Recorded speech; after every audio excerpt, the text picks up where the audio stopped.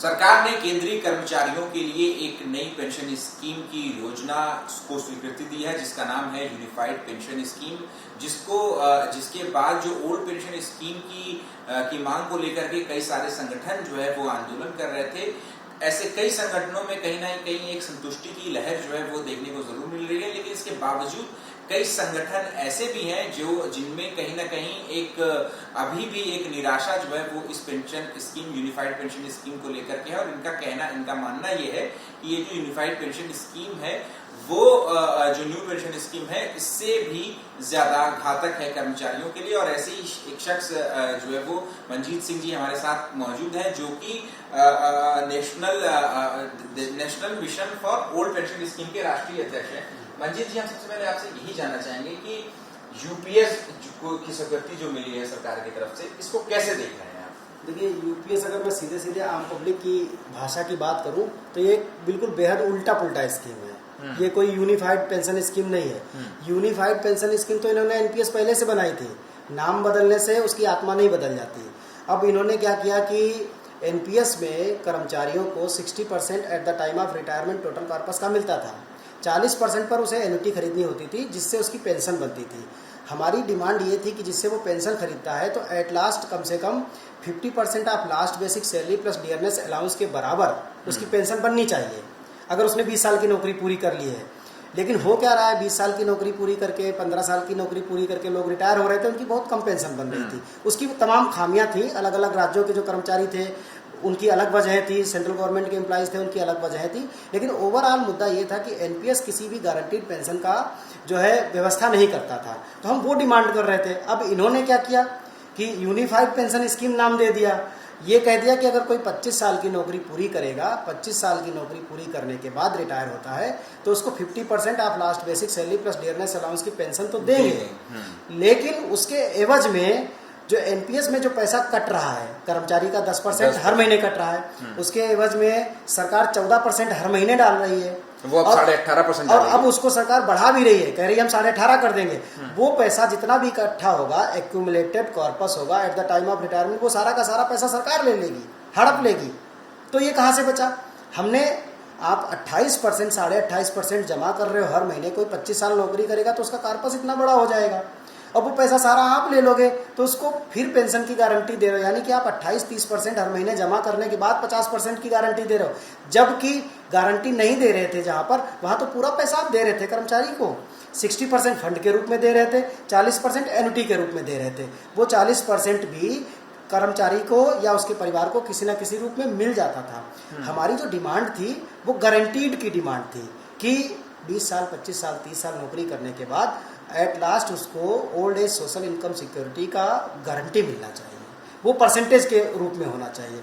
वो उसको हटा दिया इन्होंने, वो शामिल किया तो पैसा छीन लिया। लेकिन सरकार तो कह रही है ना कि 25 साल अगर कोई नौकरी करता है और उसके बाद जब वो रिटायर होता है तो उसकी जो लास्ट जो 12 महीने की जो बेसिक सैलरी होगी उसका एवरेज निकाल करके उसका 50% उसकी पेंशन तो बन रही है।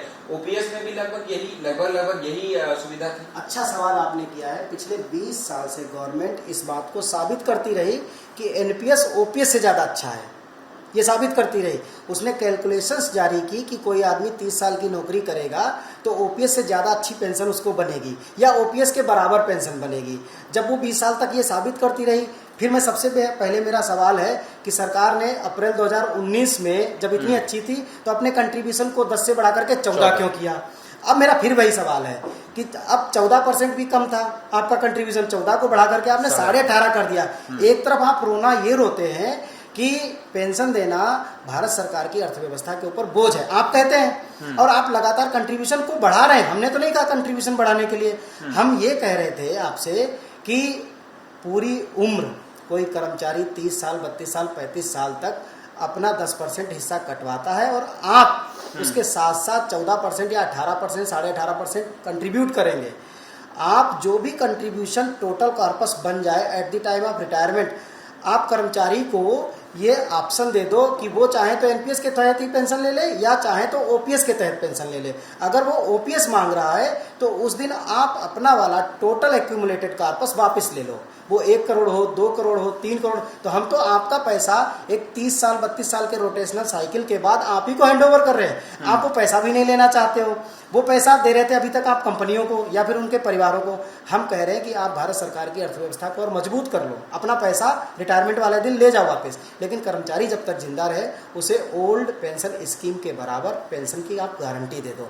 आप कॉर्पस बढ़ा रहे हो लेकिन पेंशन की गारंटी नहीं दे रहे हो। अब जब पेंशन की आपने गारंटी की बात की तो आपने 25 साल की शर्त लगा दी, जबकि सेंट्रल गवर्नमेंट के एम्प्लॉइज के लिए 10 साल के बाद उनको 50% की गारंटी थी।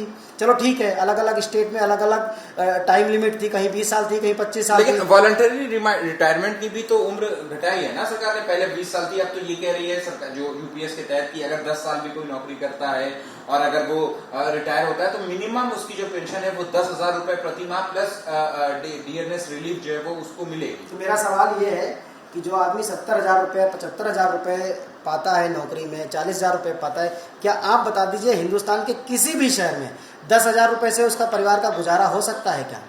क्या 10,000 रुपये से वो अपनी दवाइयाँ खरीद सकता है? क्या 10,000 से उसके बच्चे जब घर में आएंगे तो उनको विदाई दे सकता है? क्या 10,000 से वो दिल्ली से लेकर के अहमदाबाद तक अपने परिवार को सफर करा सकता है 1 महीने में? तो 10,000 रुपये की पेंशन की बात कर रहे हैं। अरे पुरानी पेंशन स्कीम में 9,000 प्लस डियरनेस अलाउंस की गारंटी थी, आपने वो गारंटी भी खत्म कर दी। आज के और गारंटी थी जो पहला बेसिक स्ट्रक्चर होता है किसी भी पे मैट्रिक्स का, जैसे पहले 9,000 रुपये बेसिक सैलरी थी यानी 18,000 थी, तो उसका आधा 9,000 प्लस डियरनेस अलाउंस। आज 21,000 अगर बेसिक सैलरी है मिनिमम तो 21,000 का आधा, इसका मतलब हो गया तकरीबन 10,500 रुपए प्लस डियरनेस। ये गारंटी होनी चाहिए थी, आपने उस मानक को भी बिल्कुल किनारे कर दिया। लेकिन तो फिर अगर ऐसी बात है तो ऐसा जैसा आप फिरोज जता रहे हैं, लेकिन कई सारे जो कर्मचारी के संगठन है जो कि ओपीएस को लेकर के आंदोलन कर रहे थे, चाहे वो all India railway men's federation की बात कर ले, एनआईआरएफ की बात कर ले, एनसीडी इंजीनियर्स की एसोसिएशन की बात कर ले, ये सभी लोग तो संतुष्ट हैं इस यूपीएस से और इसका खुला समर्थन कर रहे हैं और बाकायदा इन लोगों की जो रिप्रेजेंटेटिव है, जो प्रतिनिधि है, वो सरकार के साथ कंसल्टेशन में भी शामिल थे, उस कमेटी में भी शामिल थे जिनसे सरकार ने निगोशिएशन किया है। देखिए ये देश का दुर्भाग्य है कि सरकार ने जिन लोगों से बात की, ठीक है वो कर्मचारियों के नुमाइंदे हो सकते हैं, लेकिन उनमें एक भी आदमी एनपीएस से अफेक्टेड नहीं था। हमारी सरकार से सबसे पहला सवाल तो ये है कि जिनके पास बीमारी थी, जिनके पास समस्या थी, उनको तो आपने कभी बुलाया ही नहीं, उनका तो दुख दर्द आपने जाना ही नहीं, आप उनकी बात सुन रहे। मैं ये आपसे एक सवाल करता हूँ कि आप बीमार हैं, डॉक्टर के पास आपने अपने भतीजे को, अपने दोस्त को, अपने चाचा को भेज दिया कि डॉक्टर से मेरे लिए दवाई ले आओ, क्या वो दवाई दे पाएगा सही तरीके से? क्या दे सकता है? सरकार ने कभी भी हम लोगों को उस प्लेटफॉर्म पर बुलाया ही नहीं। आंदोलन हम लोगों ने शुरू किया, हमारी कभी समस्या ली नहीं। हम तो सरकार को वो सजेशन देने के लिए तैयार थे जिससे सरकार की इकोनॉमी में इजाफा हो सके। और हम लोगों को क्या चाहिए? Old age social income security की गारंटी चाहिए। हम आपसे खजाना नहीं मांग रहे, हम आपसे ये नहीं कह रहे कि आप भारत सरकार का खजाना उठा करके हमको दे दो। हमारा तो कर्मचारी जब तक रिटायरमेंट के बाद जिंदा रहे उसको एक ऐसी पेंशन मिल जाए जिससे उसका स्वाभिमान जिंदा रहे, उसका वजूद जिंदा रहे, उसकी आत्मा जिंदा रहे, उसका परिवार जिंदा रहे। आपकी एक बड़ा रिजर्वेशन जो समझ में आ रहा है वो ये है कि एम्प्लॉयज की तरफ से जो कंट्रीब्यूशन दिया जाता है उसको लेकर के आपका विरोध है, लेकिन क्या आपको ये बात नहीं समझनी चाहिए कि जितने ज्यादा यहाँ हमारे देश में केंद्रीय कर्मचारी हैं और जो आर्थिक दबाव रहता है सरकार के ऊपर या फाइनेंशियल इंस्टीट्यूशन का जो दबाव रहता है सरकार के ऊपर, ऐसे में कहीं ना कहीं ये जो कंट्रीब्यूटरी एक पेंशन स्कीम है और इसमें समय रहते हुए जो है वो बदलाव करना चाहिए। और सरकार ने भी ये बात कही है कि यूपीएस में भी समय रहते समय के साथ साथ इसमें जो जरूरी बदलाव है वो भी किए जाएंगे। तो एक आर्थिक दबाव और फाइनेंशियल इंस्टीट्यूशंस के दबाव के तहत एक कंट्रीब्यूटरी पेंशन स्कीम अगर सरकार ला रही है तो क्या इससे संतुष्टि नहीं होनी चाहिए? संतुष्टि कैसे हो? आप ये देखिए कि 20 साल में इन्होंने कम से कम 10-12 अमेंडमेंट किए। इसका मतलब है कि एनपीएस ही सही से डिजाइन नहीं कर पाए। तो अभी 20 साल में तमाम लोग रिटायर हो गए, अगले 5 साल में तमाम लोग रिटायर हो जाएंगे। मैं बात करता हूँ कि जब तक आप ट्रैक आप ठीक नहीं बिछा पाए, आप उस पर अगर बुलेट ट्रेन दौड़ाओगे तो हादसे होंगे, हादसे को जिम्मेदारी कौन लेगा? मैं ये बात कह रहा हूँ। आप कह रहे हो कि यूपीएस में अभी अमेंडमेंट की जरूरत है, इसका मतलब सरकार भी मान रही है कि आने वाले समय में आप यूपीएस भी बदलेंगे। तो जब आप बदलोगे तो इसका मतलब पता है कि कम से कम जब ट्रांजिशन फेज से चीज़ें गुजरती हैं तो एटलीस्ट लोगों की सबसे पहले जो जरूरी है वो है old age social income security की गारंटी को सुरक्षित करना। तब तक आप उनको ओल्ड पेंशन स्कीम में रख सकते थे। हाँ। और हम तो ये भी कह रहे हैं ना कि अगर जिस आर्थिक दबाव की बात आप कर रहे हैं, आप कंट्रीब्यूशन बढ़ाते जा रहे हैं ना, तो इसका मतलब है कि आप ढिंढोरा पीट रहे हैं, आर्थिक दबाव है ही नहीं कहीं। आप अगर आर्थिक दबाव था तो आप कंट्रीब्यूशन क्यों बढ़ा रहे हैं? और हम तो ये भी कह रहे हैं कि 30 साल तक जितना पैसा आपने दिया, जितना भी पैसा हो गया, वो सारा पैसा आप ब्याज सहित रिटायरमेंट पे वापस ले लो। तो क्या ओल्ड पेंशन स्कीम को लेकर के जितने आंदोलन पिछले कई सालों से देखने को मिल रहे थे, तो अब ऐसा लग रहा था कि कहीं ना कहीं अब ये आंदोलन की आंच जो है वो धीमी पड़ जाएगी। आप लोगों की अब क्या मांग है और क्या अभी भी यूपीएस के खिलाफ आप लोगों की तरफ से आंदोलन चलाया जाएगा? बिल्कुल आंदोलन होगा। मैं ये बात आपके माध्यम से एकदम साफ कहना चाहता हूँ, किसी भी सेंट्रल गवर्नमेंट एम्प्लॉइज के लिए खास करके जो 30 साल 32 साल तक नौकरी करेगा, उसके लिए यूपीएस बिल्कुल भी बेनिफिशियल नहीं है। जो इतनी लंबी नौकरी करेगा उसका इतना बड़ा कॉर्पस होगा, उसके पास रिटायरमेंट के बाद कोई कॉर्पस नहीं बचेगा। ये केवल 6 महीने की अंतिम सैलरी देंगे। वो 6 महीने की जो अंतिम सैलरी होगी वो एम्प्लॉई के कंट्रीब्यूशन का 10% भी नहीं होगा।